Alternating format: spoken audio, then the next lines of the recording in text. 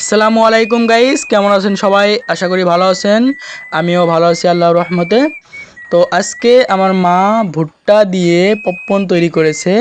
তো সেটাই আজকে আমি আপনাদের দেখাবো। দেখেন ভুট্টা দিয়ে কিভাবে পপকর্ন তৈরি করবেন। ভুট্টা দিয়ে পপকর্ন তৈরি করার জন্য আপনাকে ভুট্টা অনেক রোদ দিতে হবে, একদম শুকাতে হবে, অনেক রোদ দিতে হবে।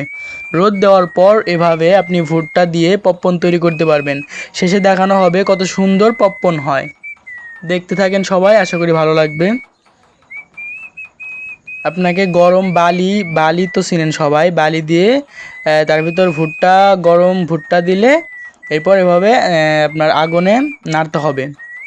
তো এভাবে নাড়তে থাকবেন, দেখবেন এক পর্যায়ে কি সুন্দর ভুট্টা হয়। দেখেন শুরু হয়েছে প্রায়। তো আস্তে আস্তে দেখতে থাকেন, অনেক সুন্দর এবং খাইতে অনেক মজা। দেখেন কি সুন্দর ভুট্টা হয়ে গেল, পপকর্ন হয়ে গেল। ভুট্টা থেকে কিন্তু পপকর্নটা তৈরি হয়েছে। দেখতে থাকেন, দেখছেন পুরো ভরে যাইতেছে। ভুট্টা থেকে আসলেই অনেক সুন্দর পপকর্ন তৈরি হয়।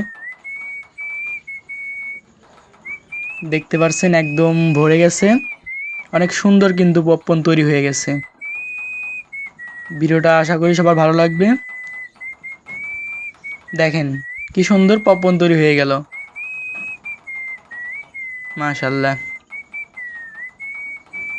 তো ভালো থাকবেন সবাই, ভিডিওটা ভালো লাগলে শেয়ার করবেন, আর এরকম আরও ভিডিও চাইলে কমেন্ট করেন।